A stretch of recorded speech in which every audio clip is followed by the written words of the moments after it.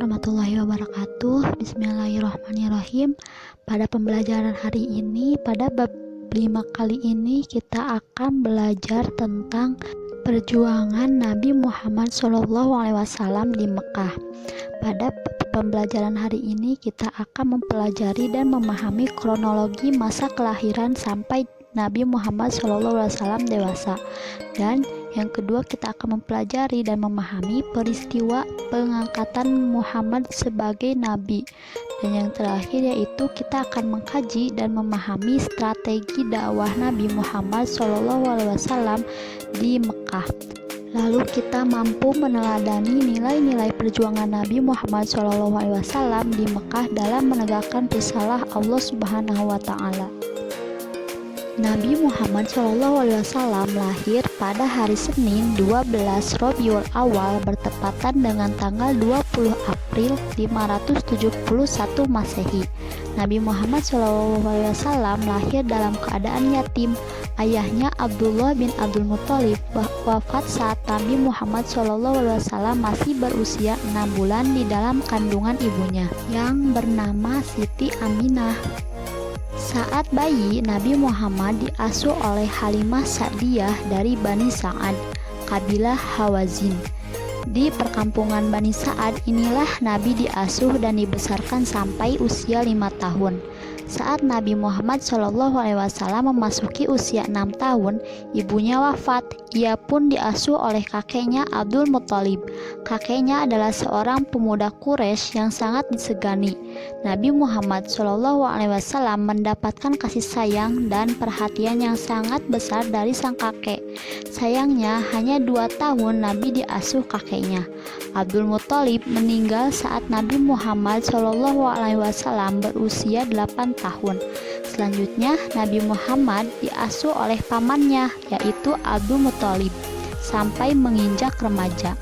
Sejak diasuh oleh pamannya, Nabi Muhammad SAW berkembang sebagai seorang anak yang mulia menginjak masa remaja. Disitulah Nabi Muhammad SAW diperkenalkan oleh pamannya bagaimana cara menjalani hidup. Nabi Muhammad mulai mencari pekerjaan sebagai buruh di usianya yang baru 10 tahun agar dapat menghidupi dirinya sendiri.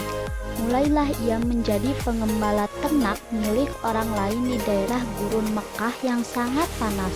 Ia makan dari tumbuh liar yang terdapat di gurun. Di gurun pasir itulah ia menghayati arti kehidupan. Kesulitan hidup, kesendirian, dan rasa tanggung jawab menjadikannya lebih matang daripada usianya. Sang paman melihat kecerdasan dan kematangan keponakannya. Maka pada usia 12 tahun Nabi Muhammad SAW diperkenalkan kepada ilmu perniagaan. Nabi Muhammad SAW yang masih remaja pun turut serta dalam pengolahan ekonomi pamannya. Ia sudah ikut membawa barang dagangan yang diambil dari majikannya Siti Khadijah. Hampir 3 tahun Nabi Muhammad SAW mengikuti pamannya untuk menjajakan barang dagangannya. Ketika kafilah dagang mereka sampai di kota Basra di wilayah Syria besar, seorang pendeta terkenal di masa itu, Buhairah, menghampiri Abu Thalib dan mengatakan, "Aku mengenali anak muda ini sebagai sosok yang kelak akan dinobatkan sebagai rahmat bagi semesta alam. Hal ini telah tertulis jelas dalam kitab-kitab kami." Buhairah selanjutnya menyarankan kepada Abu Thalib, "Lindungi anak muda ini dari orang-orang Yahudi. Lebih baik bawa ia kembali ke Mekah." Abu Thalib pun menuruti saran pendeta tersebut. Pada usia 25 tahun, Nabi Muhammad SAW mulai berdagang sendiri tanpa bantuan pamannya. Ia mengambil sendiri barang dagangannya dan memasarkannya. Ketika berdagang, Nabi Muhammad SAW sangat jujur, tidak pernah membohongi para pembelinya. Nabi tidak pernah mengambil keuntungan yang terlalu besar, selalu berkata sopan, ramah, dan penuh kasih sayang.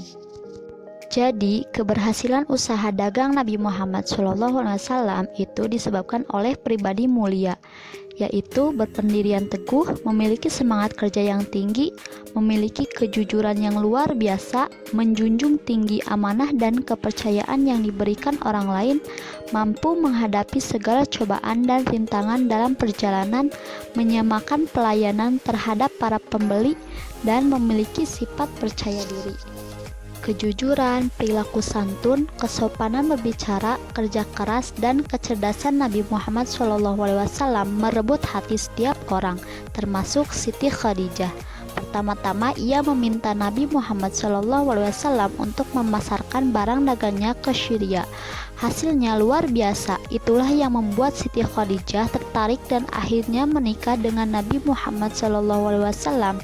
Mereka dikaruniai 7 orang anak, yaitu Ibrahim, Qasim, Abdullah, Zainab, Ruqayyah, Ummi Kulsum, dan Fatimah.